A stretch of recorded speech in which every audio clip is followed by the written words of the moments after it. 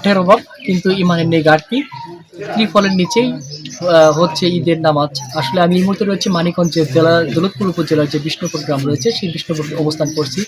দীর্ঘদিন ধরে কিন্তু আসলে এখানে একটি বা পরিবার সমাজ রয়েছে, সেই সমাজের লোকজন কিন্তু খোলা আকাশের নিচে কিন্তু এভাবে দীর্ঘদিন যাবৎ মাঠের জন্য কিন্তু নামাজ পড়ছেন। তারা কিন্তু অনেক সময় ঝড় বৃষ্টির মধ্যেই কিন্তু এইভাবে তারা কিন্তু ঈদের জামাতগুলো পড়ে থাকে।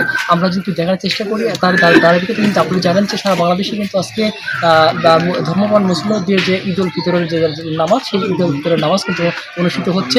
আমরা যদি দেখার চেষ্টা করি যে এখানে আছে কিন্তু এই আমরা যেখানে অবস্থান করছি সেই বিষ্ণুপুর মানিকগঞ্জ জেলার দৌলতপুর উপজেলার বিষ্ণুপুর যে গ্রাম রয়েছে সেই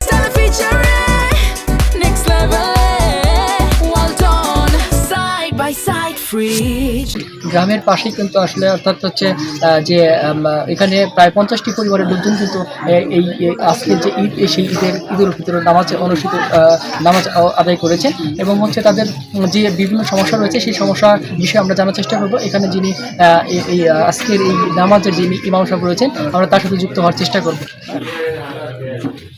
আমি ইমাম সাহেব একটা কথা বলবো যে এই মুসলিমরা অনেক কষ্ট করে নামাজ পড়ে। আল্লাহর হাবিব মাঠে নামাজ পড়তেন। তেনার জিন্দেগিতে একবার মসজিদে পড়ার পরে দ্বিতীয়বার মাঠ ছাড়া নামাজ পড়েন না। এখানে আমাদের যে আপামর জনসাধারণের জন্য একটা মাঠ প্রয়োজন। সেই মাঠের মধ্যে অপ্রকৃত মাঠ এবং মাঠের উপরে একটা যাতে বৃষ্টি এবং রৌদ্র না হয়, কোনো মানুষ নীরবে নামাজ পড়ে আল্লাহকে স্মরণ করা, এই স্মরণটা আমরা যেন নির্বিঘ্ন করতে পারি। একটা ভালো মাঠ এবং উপরে এই একটা ছানির ব্যবস্থা, ওয়াল হোক যেটাই হোক,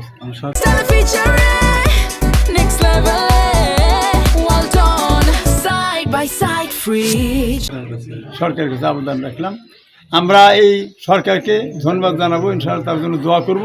সরকার দীর্ঘজীবী হবে, সংগ্রাম প্রত্যাশা তার আশা পূরণ হবে।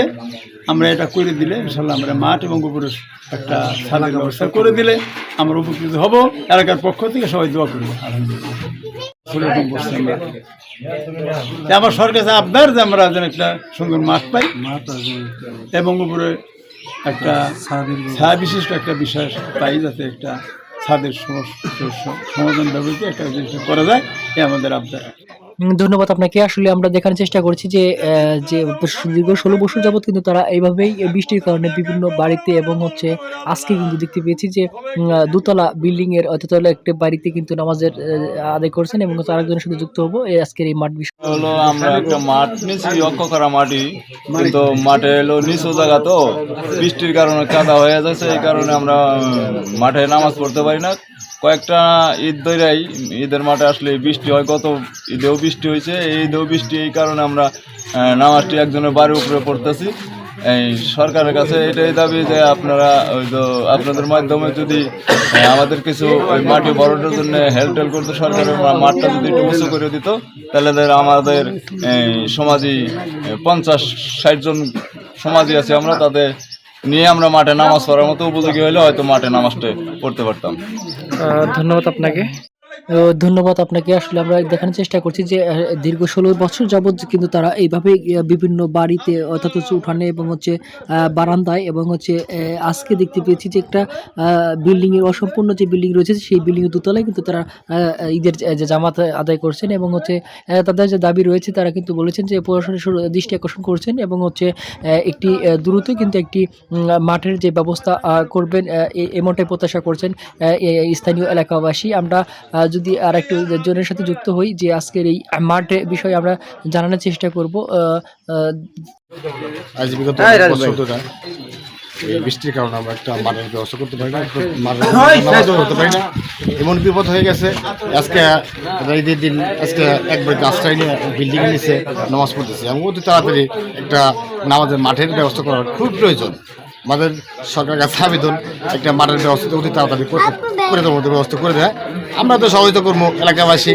আমরা প্রায় 50 ঘর লোক ঈদের ভিতরে নামাজ পড়তে পারি না বৃষ্টি বদলের কারণে। আমার খুবই সমস্যা, খুবই আমরা দরিদ্র মানুষ, আমাদের একটা মাঠের ব্যবস্থা করার মতো ব্যবস্থা করে দেয়।